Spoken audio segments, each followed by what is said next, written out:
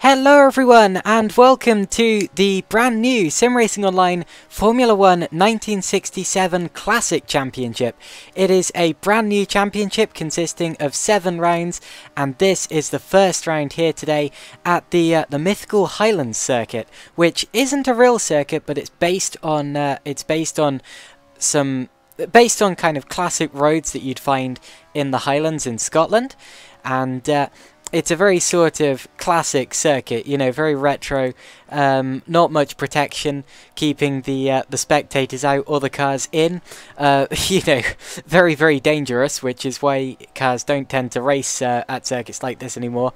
But the magic of sim racing is that nothing is dangerous, meaning we can still race at classic venues like this one, with classic cars like this as well. These are 1967 Formula 1 cars. We're looking here at Mark Jones in his Cooper. We also have some other kinds of car on the circuit with us today, including the Lotus 49. This is Yucca Drug, going around in the car that Jim Clark took to, I believe. Oh, as a fire alarm goes off there. Oh, golly. Sorry about that. Hopefully someone in my family will go and sort that out. But yeah, this is the Team Lotus 49 that Jim Clark powered to 4 victories in the 1967 season. And I believe Graham Hill won a few that year as well. He certainly took it to the next year's championship. Actually, no, looking at the standings now, Graham Hill didn't actually win a race that year. He came second twice, whereas Clark won in the Netherlands, Great Britain, USA and Mexico, ending up only 3rd in the championship after all of that. Then we have the Ferrari. This is Phil Brown in his Ferrari currently. He is only 10th at the minute, but looks to be improving with this lap.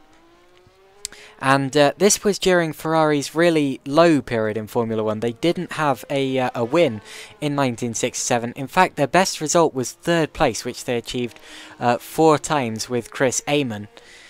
But the Ferrari there, always a classic. You know, you always see that bullet-shaped red Ferrari as classic Ferrari, which is the Scuderia in all its splendour. There's another Lotus. This is Laurent Lons in the Jim Clark helmeted Lotus there.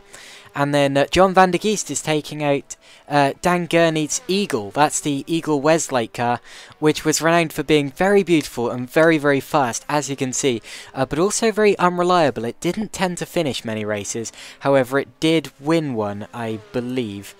Yeah, looking at it now, it won the Belgian Grand Prix. So at a circuit very much like this one, I should point out. Someone's on the grass there. Oh, that's Phil Brown in his Ferrari. Here's the Brabham. This is the car that ended up winning the championship. 1st and 2nd. Denny Holm won the championship in '67 with Sir Jack Brabham in second position. Brabham, of course, was the reigning champion that year, which is why he had the number 1 on his car, as you can see there. And this, I believe, who's that behind the wheel? That's Flavio Bosga there. Here's the McLaren, actually the very first McLaren Formula 1 car, the M5A, and this is Dag Johnson there. He was just saying before the race event that the McLaren sounds like 2 different cars when you're driving it, which you can hear now. Yeah, you can sort of get what he's saying by that. That'll be the supercharger, I believe, you hear sitting just behind the driver's head.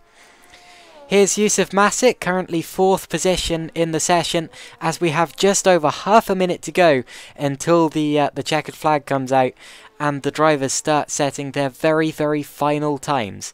It's currently Drug who's leading the session with a 2:18.194. Very, very quick time there. In fact, let's find someone who's just about to start. Oh, there's the other car. There's the other car that we have in the session. This is a Honda. This is Jens Roos driving the Honda. The Honda, of course, famous for being driven by John Surtees in the actual year, and I believe, no, not Pedro Rodriguez too. He was in a Cooper. But this car actually won the Italian Grand Prix with John Surtees behind the wheel. It was the first Grand Prix victory for a Japanese manufacturer, so that's quite a historic car there as well. Let's go to someone who's just... Oh, well, here's Yuka Drug. He is currently leading this session, currently the fastest driver, and I kind of missed my opportunity there to show you around the track with someone who's just... Actually, let's take it... Let's watch you on board here with Jens Roos in the... Is that a... Oh no, he's backing off, never mind. I was going to try and show you the whole circuit, but it seems that I was a bit too late because drivers have already started backing off now and coming to the end of their runs. So, apologies about that, but anyway. Scott Ring's stop. Phil Brown, is he about to... Oh, he's just completed a lap there, so Phil Brown has just completed a lap. I'm not entirely sure whether anyone else is actually on a lap right now. Lewis DeFore looks as if he might be about to finish one. He's right at the end of the circuit here. The circuit, as you can see, ends in a little city there, a little village. And Has he improved his time there? Oh, he goes third, so not bad there for Lewis DeFore in the Cooper.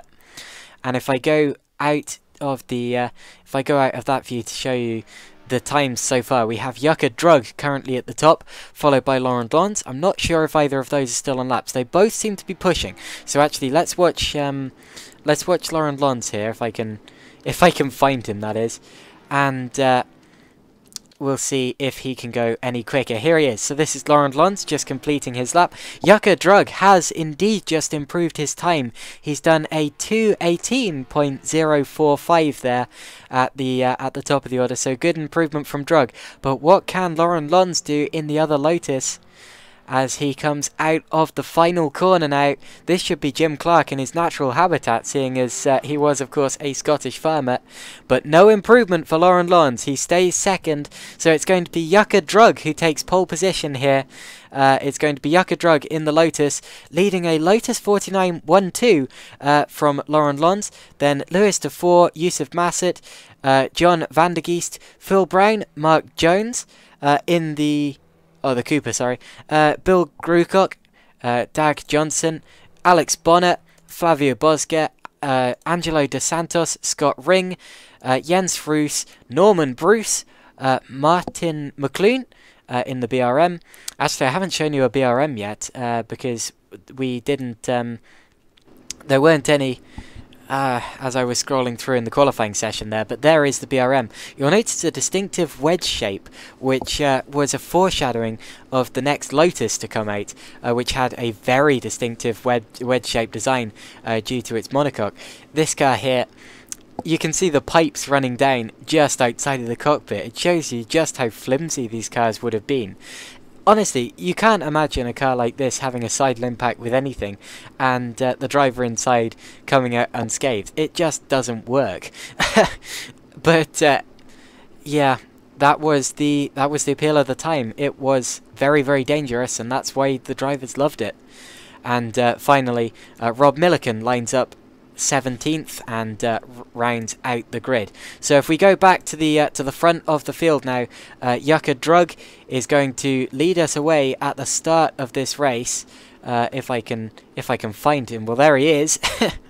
Sorry, scrolling through the cars, and this is really quite tricky. And we are about to get underway for the start of this 45-minute race here, the first race of the championship. Here at the Highlands circuit in Scotland. Just a couple of seconds now. It's going to be a 45-minute race. That should be about 12 laps. It's a very long circuit. 2 minutes 18 if you do it right. And that means that there's going to be plenty of opportunities for mistakes. It's a really tricky circuit. And the lights are just about to illuminate and then go out at the start of the race here. 4 lights, 5, 6, and... Go! Away we go! The race has begun! And at the front, it's going to be Yuka Drug who leads us away. Let me see if I can find him for you. There he is. So Yuka Drug leads us away there. And that's Laurent Lons in second place, holding off the Cooper behind him. So it's going to be Drug who leads from Lons. A really clean start there for the Lotuses. It's a Lotus 1-2 out in front, followed by a Cooper in third place. I'll be able to tell you who that is as soon as the penalty wears off at the top of the screen. So we're watching Yucca Drug, followed by Lauren Lons, then Lewis Defour. So Lewis Defour is in third place in the Cooper, followed by Yusuf Massett, the leading Brabham, and John van der Geest in the Eagle. Then we've got Phil Brown, Ferrari, Mark Jones, Bill Grucock, Alex Bonner, Dag Johnson, Angelo De Santos, then it's Roos, Bosga, Ring, Bruce, McClune, and Milliken is off. So our first casualty is Rob Milliken at the back in the Eagle, and that was obviously a mistake there for Rob Milliken. Let's watch this second place battle here. This is Lons being chased down by Lewis Defour here over the crest of the hill. You can see the flimsy barriers to the side of the circuit as they go very nearly wheel to wheel. Flames spitting down the back end of the circuit, and a big slide from the Cooper there. He just about holds it, does Lewis Defour. A really, really nice save there over the crest of the hill. Now, uphill, long left-hander. You can see tyre marks there on the outside of the circuit from where drivers have got it wrong in the past. As he continues to chase down Lauren Lons, but he appears to have dropped back a tiny bit here, and he's going to have to be careful of Yusuf Massett in the Brabham behind him. Notice the Brabham's tiny front grille as well compared to the Cooper. The Cooper had a massive air intake compared to the Brabham, meaning the Cooper probably has a lot more power than the Brabham, but the Brabham is a lot lighter and more nimble, which is what allowed it, what helped it to win the 1967 World Championship. That's why it was so good at circuits like Monaco, where it won, and also at the Nürburgring where it won. It's because it was so nimble that at twisty circuits like that it just couldn't be matched. And this is a relatively twisty circuit, but also very fast, as you see Massett there making a slight mistake in getting over the curb. So after the first lap, it's Yucca Drug leading in the Lotus, followed by Lauren Lons in the other Lotus. Lewis Defour, Yusuf Massett, John van der Geest, still the top five, then Phil Brown, and Bill Grucock, another Lotus there, Alex Bonner, Mark Jones, Angelo De Santos, Dag Johnson, Flavio Bosga, Scott Ring, Norman Bruce, Jens Roos is off, and that suspension does not look healthy on the Honda. So Jens Roos has had an accident there, and it looks to me as if he's out of this race. That's a big shame there for Jens Roos. Looking further down the field where we left off, we have Norman Bruce there getting sideways in the Honda, and that rear suspension does not look good either. That's very, very slanted there, and only in one direction. Let's ride on board with him here and see. Yeah, look at that steering. That's not looking straight. So there is a problem there for Norman Bruce's Honda, and Rob Milliken is still running in 17th position. Is there any damage for him? Yes, no, that... Okay, doesn't look as bad as I thought it would after an obvious opening accident. Two cars in the pit. Martin McClune is another one. So there has been a couple of early casualties. Looking through the field, let's see if there are any drivers looking at danger of being passed or of making a pass. Well, Dag Johnson's not far off the rear here of Angelo De Santos in the Ferrari. So a couple of cars... relatively close. Hello to everyone in the YouTube chat here. Ida Terry says, "Go Mac, go, yay!" So obviously Mac has a supporter there. And Velociter says, "I may have to sign up for this." Yes, please do. It's a fantastic looking league. And to be honest, if I wasn't commentating this, I might be racing this myself. Oh, Mark Jones has had a problem. Mark Jones there, moving slowly at the back in his Cooper. And that is very, very bad looking steering. Look at that. That's very wonky. So there's been an accident there involving Mark Jones as he tries to limp back around to the pits here. So that's unfortunate. Yucca Drug continues to lead us. Yeah, to be honest, if I wasn't commentating this, I might be racing it myself. It looks like a fantastic league. And some brilliant cars as well. Just look at these spectacular shots of Yucca Drug there in the Graham Hill Lotus 49.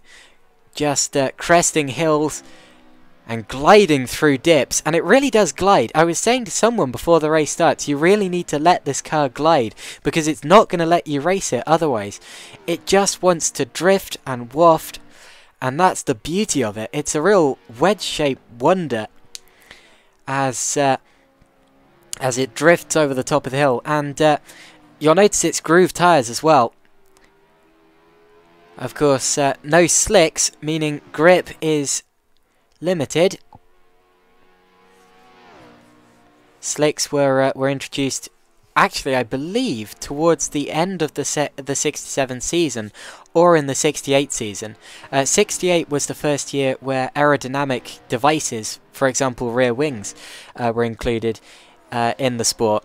It was a real changing era for Formula 1 back in the mid to late 60s.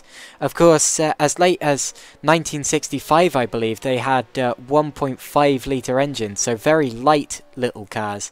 And then for 1966, I believe that it was upgraded to 3.5 litre engines, so much bigger, much more powerful engines, which you see in the back of these cars here, which just absolutely rocketed them through the corner. Look at this eagle spitting flames there. It's like the stuff of legend. And, well, unfortunately too, it was a time where the cars started to really outgrow the circuits. You can see how dangerous this must have been with tiny little fences on the outside there. That was barbed wire we just passed. And this area as well. Look at this. This is just a village, and they did genuinely race around villages at places like the Nürburgring and Spa and Monaco. And well, can you imagine just sitting in one of these houses and looking out of your window and wondering who pays for it if someone comes crashing through the side of your house? It's yeah, unnerving for both the drivers and the spectators, to be sure. And those bushes as well, they're certainly not FIA regulated. Looking further down the field as well, there's Phil Brown in his Ferrari. The Ferrari, I think, theoretically should be the weakest car on the field today. The drivers did also have the option to take a Matra Ford, but no one took it, because the Matra actually didn't score any points at all in 1967. It was not a competitive car. I think the next least competitive car would actually be the McLaren, which best result was a 4th place at Monaco, with its founder Bruce McLaren behind the wheel, and that was actually McLaren's debut in Formula 1 as well, if I remember correctly. Good little scrap here. This is Angelo De Santos, Dag Johnson and Flavio Bosca there. 9th, 10th and 11th position. And is this 3 different types of car too? It is. It's a Ferrari, a McLaren and a Brabham. So 3 stalwarts of the late 1960s era of Formula 1. Going head to head to head. And it's going to be a real slipstream battle here on this extremely fast circuit. If you remember back to the 1966 Formula 3 Championship that we did here at SimRacingOnline earlier, well actually last year now, because I'd forgotten we'd passed New Year, but yeah, late 2018, we had a fantastic slipstream battle at Spa, in fact, the classic Spa. Oh, as off goes the McLaren, into the wall goes the McLaren of Dag Johnson, and he spears across the circuit and into the other wall. It looks as if he just misjudged the corner there, and that's the difficulty of a circuit like this. All the corners look so similar. It's hard to know where you are on the circuit or how quickly to take the corners, and even if you do, you're going so quickly with such little aerodynamic or mechanical aid that there's really no saving it. And to be honest, he's got away fairly lightly there for what actually happened. The car doesn't look as if it's handling as well as it was before, and understandably so. But to be honest, it could have been a lot worse there, and I'm really surprised that it wasn't. There's Norman Bruce in his Honda, still running despite being a little way down. That's good to see. Now, does Dag Johnson have to pit after that little incident there? If he does, we'll see him peeling off to the left. Yes, that is the pit lane. So Dag Johnson there taking a pit stop. Rob Milliken still running in the Eagle. Remember, he went off at turn 1. Mark Jones still running as well, although that car doesn't look particularly straight. Martin McLoone in the sole BRM in the race. Whoa, did you see that over the crest there? Bouncing. Goodness me. Getting real air there. As Yucca Drug demonstrates exactly how you do it at exactly the same point on the circuit. That's brilliant to watch. Let's just watch everyone go through there. There's Yusuf Massett in the Brabham. The Brabham actually not allowing its wheels to get off the air. Neither does the Eagle or the Ferrari there. The Ferrari, I think, the stiffest of the lot of them over the crest there. Whereas the Coopers just look like jelly. Here comes Angelo De Santos, still just ahead in the battle of Flavio Bosca. And you saw the difference there between the Ferrari, which I think now is the stiffest car in the field, and Flavio Bosca in the Brabham. Although it definitely looked as if the Cooper was the bounciest. Actually, let's watch the Honda. Oh wow, the Honda getting a real kicker over the crest there. I don't know, it's a close competition between the Cooper and the Honda there to see which of the two cars gets more of a kick. Rob Milliken now has just overtaken Dag Johnson as Johnson came out of the pits. So we have a battle here as Johnson fights or tries to fight back through the field again. He needs to make sure that he doesn't misjudge any more corners, because any more mistakes is going to just drop him even further down the order. As Bosca appears to have dropped slightly off the tail of Angelo De Santos there. I think the Ferrari will probably be better at this part of the course, the village part, the circuit, because of its stiff suspension nature. I have to ask one of the Ferrari drivers whether it really is as stiff as it looks. Maybe Phil Brown. He of course is the top Ferrari driver in this race at the minute, so he looks like he's got the hang of that Scuderia.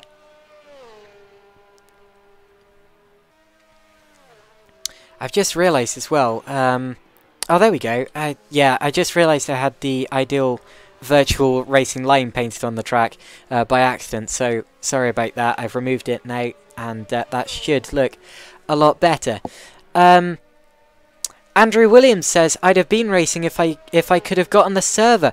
Oh, that's a shame, Andrew, because before the race, people were talking about that, how they'd given your car to the wrong person.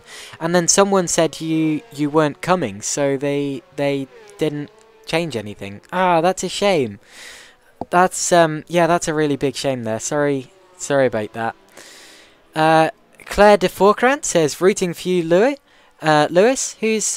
oh, Lewis is the driver in 3rd place, isn't he? Can't quite... Lewis DeFore, there we go. As they seem to have lapped Jens Roos there. Roos about to be lapped by Yusuf Massett as well, and that all goes cleanly. Jolly good. Yeah, Lewis DeFore has a supporter in Claire de Forkrant.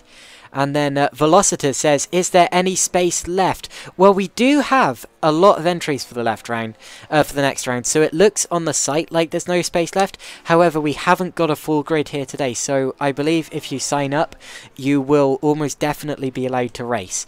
So yeah, in fact, if you go to the SimRacingOnline website right now and sign up for next round, then absolutely, yeah, get on the grid. You will almost undoubtedly be allowed to drive.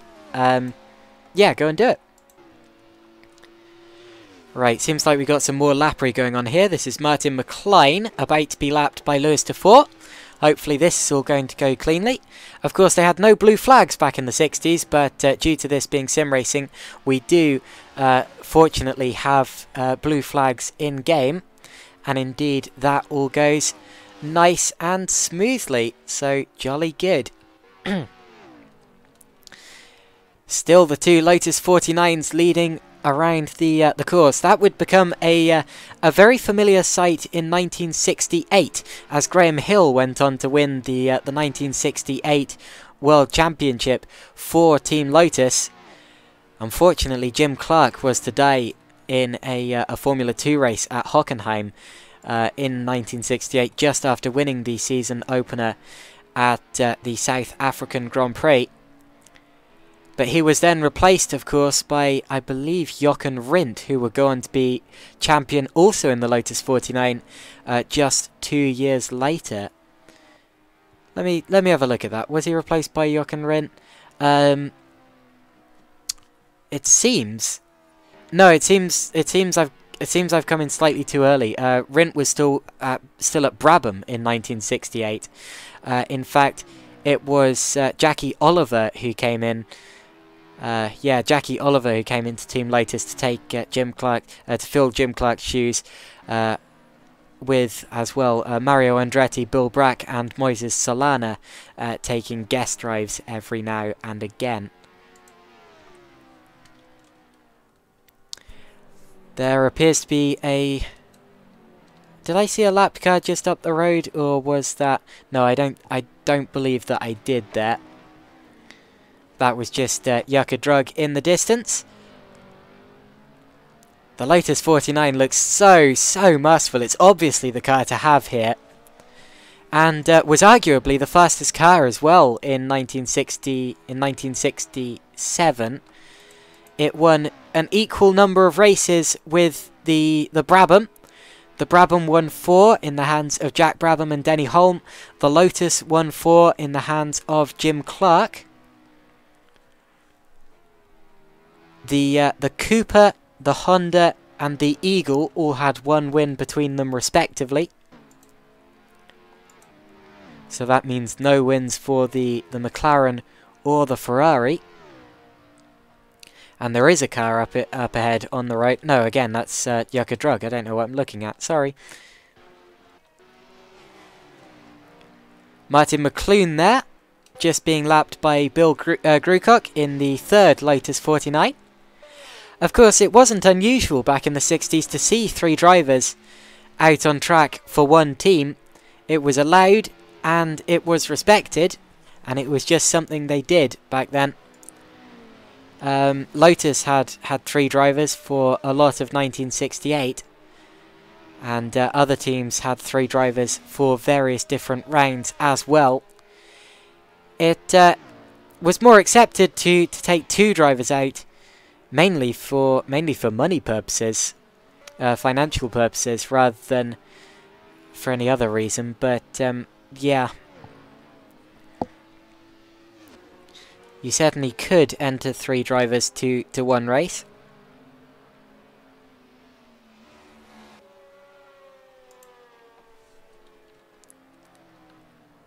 There's Martin McLoone in the BRM, still running despite being in 16th position. There's Jan Roos running in 17th and last, which does mean that all 17 of our starters are still running in this race as he gets on the grass and just saves it. That was a nice save there as he gives way to Alex Bonner. When I see a car like that getting on the grass, I always wonder if they're going to save it or not. And Jens Roos just about did.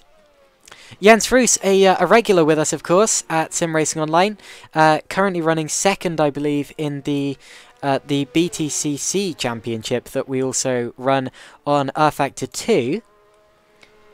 He's a driver that has done a lot with SimRacingOnline in the past. Actually won the Australian Supercars Championship last year in December. That was an Automobilista Championship there, which he won in a V8 supercar.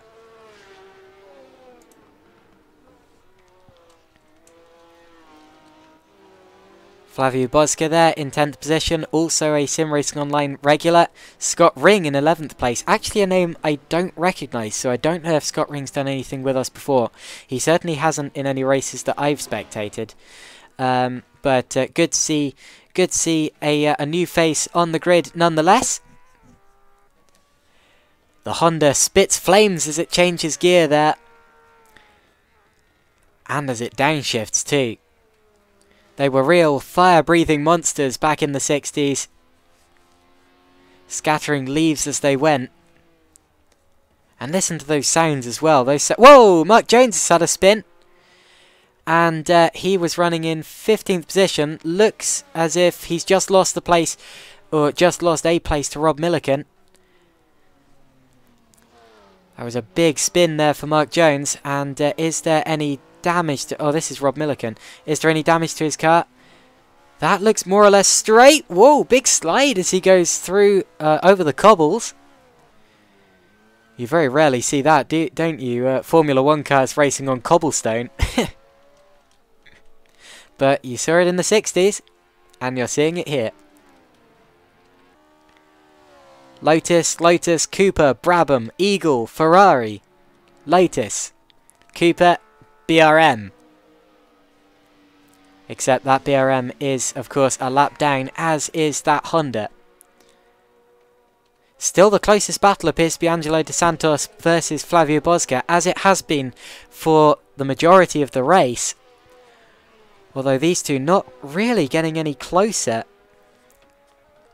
You'd think that Bosca would be getting more of a slipstream on a circuit like this, but I think the reality is that it's just a little bit too twisty.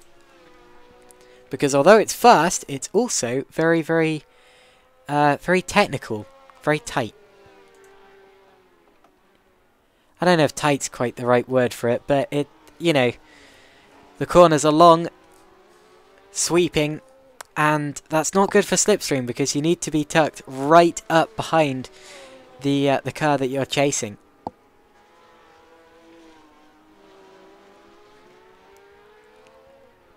Under the GeForce GTX banner, that sponsorship would not have existed in the 60s, obviously. In fact, they had very few advertising boardings actually hung up around circuits back in the 60s. And advertising did not become a big part of Formula 1 until 68, in fact. 68 was the first year, incidentally, that title sponsors became a thing, when Lotus bagged Gold Leaf and Ferrari started to more prominently display Shell on their car. 1968 was the first year of proper sponsorship on cars in Formula 1, when they first became moving advertising boards. Nowadays, you can't see the car. You can't see the car for the sponsors.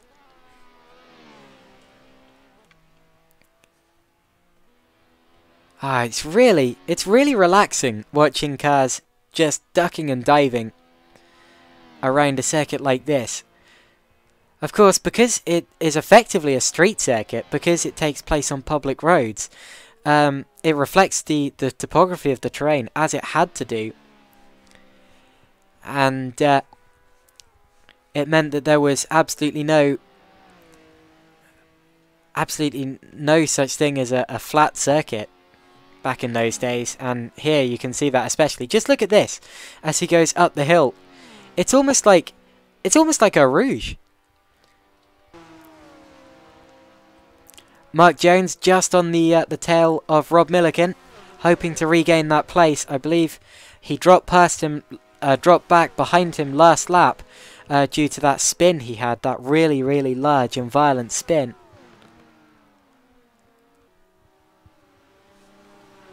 I wonder if I can...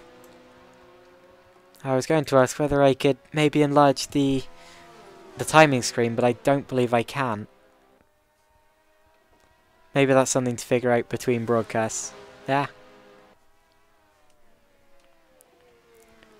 And not quite being able to get close enough is Jones, but Milliken's made a little mistake there. He's run very, very wide, and they're going to go side by side on the exit of the corner now. And over the crest of the hill, Milliken can do nothing about it. And Mark Jones goes through into 14th position in the Cooper. A nice, clean move there. These two still relative... These two... Oh, actually, look, Yusuf Masset's just got up into 3rd. So that's been a change there. Masset is ahead of Dufour. And the last time I remember, Dufour was a long way ahead. Has there been an incident for Dufour, maybe? Look at this. The driver was running one-handed the entire way down that hill there. Ooh, as he kicks out the tail. No, it doesn't look like there's any damage, but I'm surprised to see that they've swapped places when I haven't been looking. Masset in the Brabham now ahead of De Vore in the Cooper. De Vore again getting sideways. That Cooper just does that. I've seen that on classic footage as well. The Cooper was a very slidey car. And I noticed earlier, as it went over the crest of the hill, just how soft its suspension was. That makes it very, very wafty. To be honest, it's probably the most difficult car to drive in this field. But it's probably also the most forgiving.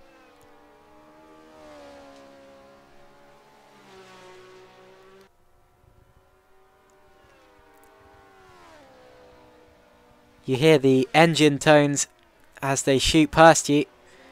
These are the... Whoa, look at that! Goodness me, did you see that massive slide? A massive snap there. Goodness me. That Cooper is on its limit there. It was like it was swinging on hinges. Over the curb on the exit of the corner. I wouldn't want to get over a curb in a Cooper. Goodness me. And the characteristically large air filter, air intake, makes it look like it's screaming. Makes it sound like it's screaming as it goes over the crest of the hill. To be honest, the Cooper, in my opinion, doesn't look the greatest. It looks quite, what's the word? Quite, I'm not quite sure how to put it. Quite thick, maybe. Quite, I don't know. But, it certainly sounds fantastic, and it gives us a really, really good spectacle when it races too. I absolutely love Formula 1. Just Formula 1 of all eras. Utterly fantastic sport. And, you know, the history of it and the classic cars like these. As that's a mistake, and into the wall! Into the wall! Who was that? That was Yusuf Masset from 3rd position! Yusuf Masset from 3rd position in the Brabham has made a mistake there and has clobbered the wall on the outside. And is there any steering damage to this Brabham? Well, we'll have to wait until he gets on a straight, but he might be about to lose 4th place to John van der Geest as well. Gets over the grass on the inside, and there's something not right. I noticed he was dropping back a few seconds before he went into the wall as well. Defends from the eagle. Goodness me, you can see the eagle in his mirror there. And they wouldn't have done that in the 60s, and yeah, there is slight steering damage, I believe. It's hanging slightly. And Yusuf Masset is not in a healthy car here. And does he peel off into the pits, or is he going to risk it and stay out? Well, he has to stay out, of course. Why else would he have defended that place? This is real drama from Yusuf Masset, who'd only just taken 3rd position and is now having to defend 4th with a damaged car.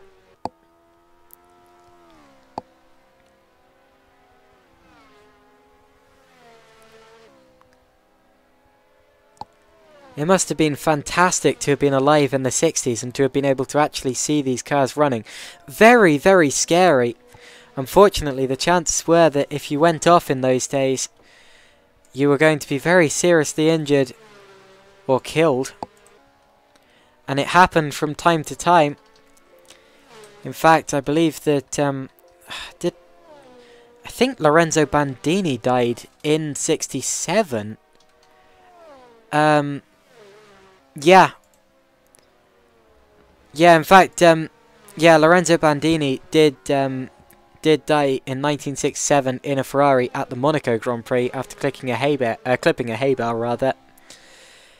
And I believe there was also another. Yeah, there was also another fatality in 67, which was Bob Anderson at Silverstone in a Brabham. That was in the wet. So it was an extremely dangerous time for Formula 1.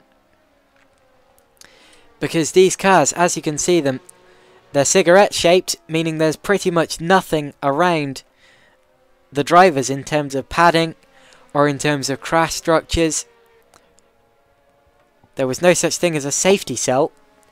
And if you look just behind the driver's head as well, yep, that's an unprotected engine. And guess what? The fuel tank was unprotected too.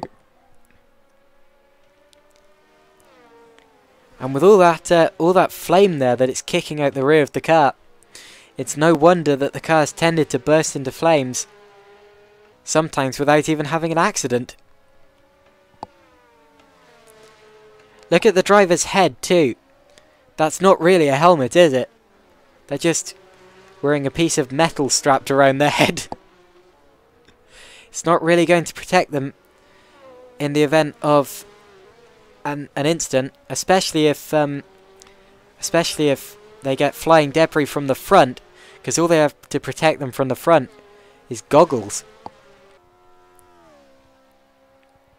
No hands device either, so a head-on impact would snap the neck forward and back. Whiplash was inevitable, and basilar skull fractures were quite frequent. But of course, the biggest danger back in those days was being ejected, because there was no seatbelt, and even when seatbelts were introduced, they used to fail quite regularly. So it was a really dangerous time, as I keep saying. Up the hill though, watch John van der Geest in the Eagle going to the inside here for 4th position. Youssef Massett can do very little about it, but he, wow, actually leaves his braking later and gets it turned in for the corner. Youssef Massett still in 4th position, and they're backing themselves up here to the Ferrari behind them too. And through goes the Eagle. Through goes John van der Geest into 4th position there. A really nice move, and he's been lining that up for a couple of laps. He'd have been getting very frustrated at not being able to get past him there. But finally he has got past Youssef Massett in 4th position. There's Phil Brown in 6th. So Massett's now in 5th with van der Geest 4th. And now, can Massett hold off Phil Brown? It's going to be a tough ask with a damaged car. I believe that's the corner where he went off, maybe. It's hard to tell, they all look the same. Except for maybe the village part. No corner names either, seeing as this was a fictional circuit made specifically for Assetto Corsa. I believe it was fictional anyway. Into the village, over the cobblestone. The cars bouncing and rattling as they head out of the village again.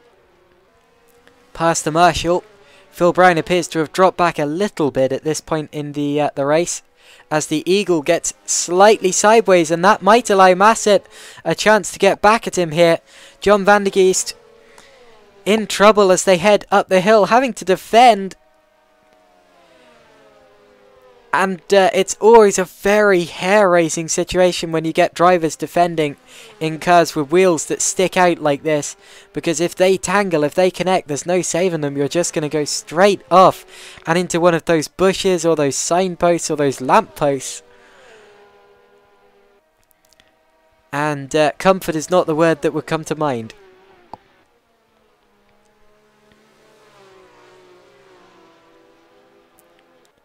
Amazingly, it appears that all 17 drivers are still running in this race.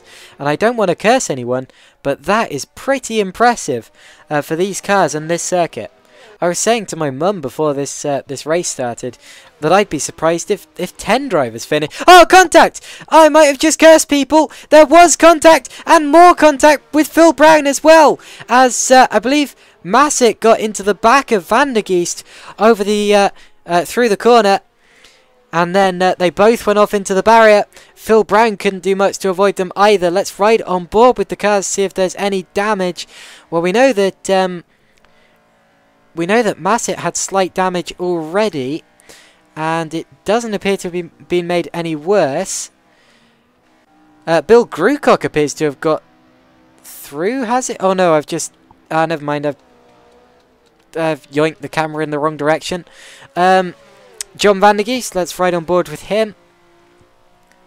And when we get to a straight, we'll see if his steering is dented. Oh, yeah, look. Maybe slight. Actually, I'm not sure. It looked as if it was hanging slightly to the left, but that may have just been the waftiness of his car.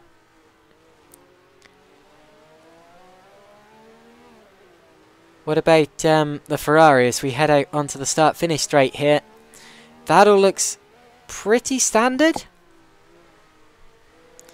Of course, the car's steering is very rarely straight anyway, so it's always hard to tell. But the order at this point in time is Van der Geest, Brown, Massett for 4th, 5th and 6th. And none of them had to pit, so that was good. But, yeah, pretty scary situation when you see cars getting together like that. Mark Jones just about to be lapped by Laurent Lons here. I keep thinking he's driving a Matra because it's Matra blue. But it's not a Matra, it's a Cooper. There are no Matras in this race. And Lons gets through without issue. That's good to see. There's Yucca Drug leading the race. Over the lovely crest.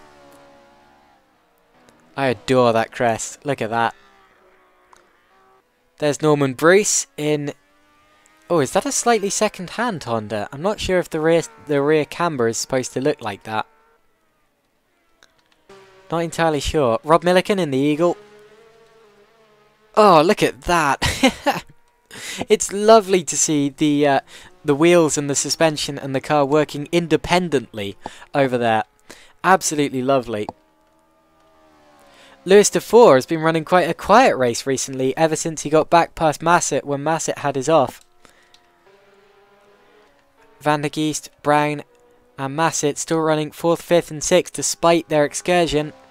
There's Alex Bonner in 8th. How's the battle for 9th looking? Bosga's a long way back, so looks as if DeSantos has managed to break away from him a little bit. Scott Ring, Jens Roos.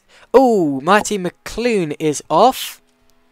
And appears to be quite content running on the grass, maybe? That's a very damaged car, and it looks as if he might be about to retire. And is he our first retirement? Or is he going to be able to repair it? Well, he's gone back to the pits. We'll see if he is allowed back onto the track later on or not. But that did not look good there. Looked like a lot of damage to that car. And that might mean that Jens Roos is our final remaining runner in that Honda there. Now, one driver I'm very interested by is Yucca Drug, because I haven't actually seen him racing before in this league. So I'm not entirely sure. I don't know his racing history or anything. In fact, looking at his profile, he has not raced with SimRacingOnline before. So welcome to the league, Yucca Drug. You are certainly showing your worth here. And this is a really, really good opening performance. We just have 6.5 minutes now remaining in this race before the checkered flag falls. And then Yucca Drug looks on course to be crowned our opening winner of the 1967 Formula 1 Championship as he laps Dag Johnson. There's Lons. And then third place Lewis DeFore. Little way back. About to lap Rob Milliken.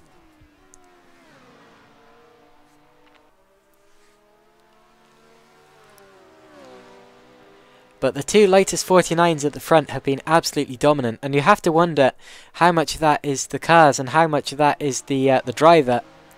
Obviously these cars are all very, very equal. Big slide from DeFore, but he saves it.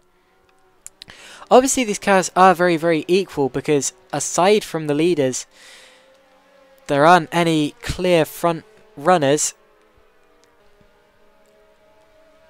But we know that the Lotus is very, very quick. And we know that the Cooper as well, or the Brabham rather, is the other extremely quick car in this pack.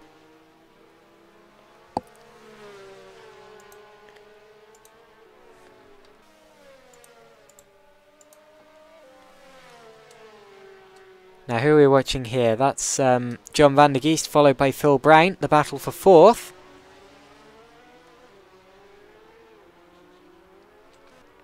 And they are still just ahead of Yusuf Masset. And Martin McLoone is back in the race. So Martin McLoone looks if he is going to take this BRM to the finish. And this is a great effort, because it would mean that all 17 of our starting drivers would finish. Now, what an unexpected result would that be? There was only ever one race in the 1960s that every single driver finished back in the real Formula 1 Championship, and that was the 1962 Dutch Grand Prix, where 14 drivers started and 14 finished. But to have 17 drivers start here and 17 finish, admittedly the races aren't as long as they would have been in Formula 1, but still, it's an impressive stat. Now where's third place? Where? Lewis Dufour has dropped back. Now, Lewis Dufour was running in 3rd place. Look at that. He's got damaged steering. Lewis Dufour has had an off while I haven't been looking. And he's dropped down into 6th position. 5th is Masset. 4th is Brown. 3rd is Van der Geest as they lap Rob Milliken. And Lewis Dufour is in trouble. That's a big shame, because he'd been running in clean air, running very quietly for a very, very long time. And it's a shame to see that he's had some sort of off. Or at least I assume he has. But whatever the case, he's now running in 6th position. We'll see if he can hold that from Grucock. As I believe we are now on to the penultimate lap of this race. Here's Masset attempting to lap Milliken. And Milliken gives him room. I'm interested in Dufour. He doesn't look that badly damaged, because he's not struggling that badly. But he's certainly dropped back. And that's a big shame. But it's not. He doesn't look in danger from Grucock at this point in the race.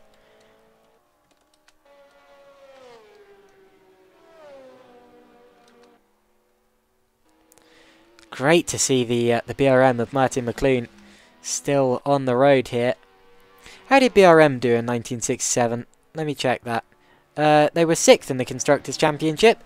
No wins, but they did finish 2nd at the Belgian Grand Prix with Sir Jackie Stewart.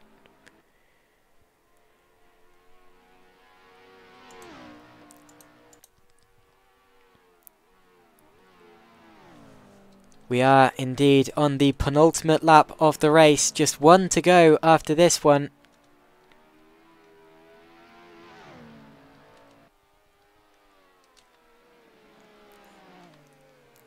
Looking down the order as well, Jens Roos appears to be getting lapped for the 2nd time.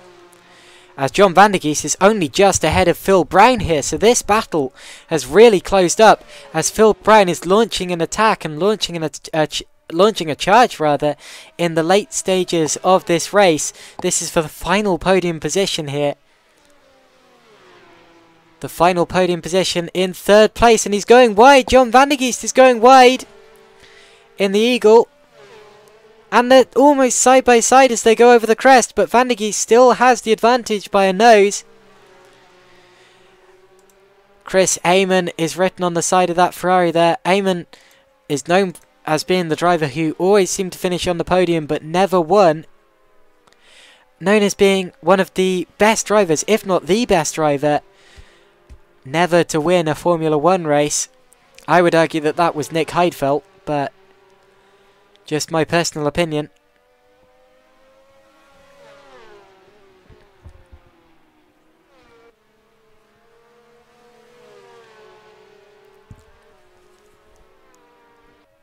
And it's still very, very close. He's going to be getting the slipstream as onto the final lap now go the leaders. One more lap for these two drivers here. Battling over the 3rd slot as we go on to the final lap of the race indeed. And the time, and a mistake, and that was John Van der Geest. Van der Geest made a mistake. Phil Brown is through into third position on the final lap of the race, and Van der Geest is going to have lost all sorts of momentum from that. Can he hold off Assetto?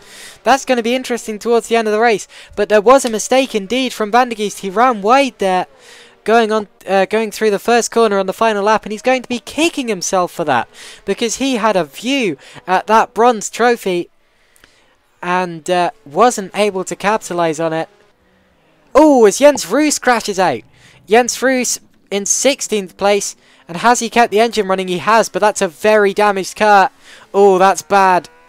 Hopefully he can limp to the finish there, as we are so close to the finish. Mark Jones, Dag Johnson fighting over 12th position at the end of this race, over the crest of the hill. But I want to see the leader, Yuka Drug, as he's got roughly half a lap to go in that lovely Lotus 49 here. Just half a lap to go. Let's ride on board with him, in fact, and show you a driver's eye view of the final sector of this Highlands circuit as he comes now into the village. He's got one corner to go, and Yuka Drug in his outing, his debut for the SimRacingOnline League, has won his first race and has opened out the 1967 Formula 1 season with a storming victory. Fantastic from Yuka Drug. It was lights to flag. Second place as well goes to the other Lotus 49 of Laurent Lons. A great result for Laurent Lons. Utterly brilliant. Phil Brown, a little way back, is still holding third position from John Van der Geest. It's going to be close, but unless he makes another mistake, John Van der Geest has this. Phil Brown has this, rather. So Yuka Drug has won, the Finnish driver, followed by Laurent Lons. Then we've got Phil Brown in third place. He took that on the final lap with a brilliant battle there and a brilliant move, as Van der Geest made an error. And Van der Geest will be feeling very disappointed with himself as he finishes fourth. Fifth was Yusuf Masset. And then sixth was Lewis DeFore there in the Cooper. Seventh place, Bill Grucock. Now who have we still got yet to finish? Alex Bonner will be eighth. Here he comes over the curb. And Alex Bonner finishes 8th position. And is that everyone? Here comes 9th, Angelo De Santos. Just behind the damaged Honda. De Santos is 9th. 10th was Flavio Bosca, who tried his hardest to get at De Santos, but couldn't quite manage it. Here's Scott Ring, who I barely mentioned today, in the McLaren, who's going to be finishing in 11th position, providing nothing else goes wrong.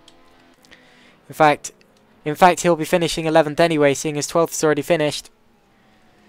So, Scott Ring just about to lap Rob Milliken, who appears to have heavy damage as well on this final lap of the race. Oh, look at that! It's almost a standstill out of the final corner. But Ring is 11th, and that is the last of our runners here. Let's have a look through the order. It's Yuka Drug, who won in the Lotus 49, followed by Laurent Lons. It's a Lotus 1-2. Then Phil Brown, John Van der Geest, Yusuf Masset, Lewis DeFore, Bill Grucock, Alex Bonner, Angelo De Santos, Flavio Bosca, and Scott Ring. And then a lap down, Mark Jones, Dag Johnson, Norman Bruce, Rob Milliken, Jens Roos, Martin McClune. So, 17 drivers, all 17 of them saw the checkered flag, which is a fantastic stat, especially considering the difficulty of that race. And at the end of all of that, the top 6 drivers scored points. So Drug, Lons, Brown, Van der Geest, Masset and DeFore all scored points towards the Drivers' Championship. That is the end of our broadcast today. I've just realised I made the screen go all black. Sorry about that. But that is the end of our broadcast here today at SimRacingOnline. Please join us next week or rather not next week, 2 weeks from now for the next round, which is going to be the 1967 version of the Kyalami circuit. Oh no, never mind, it will be next week. So Kyalami next week, same time, same Friday.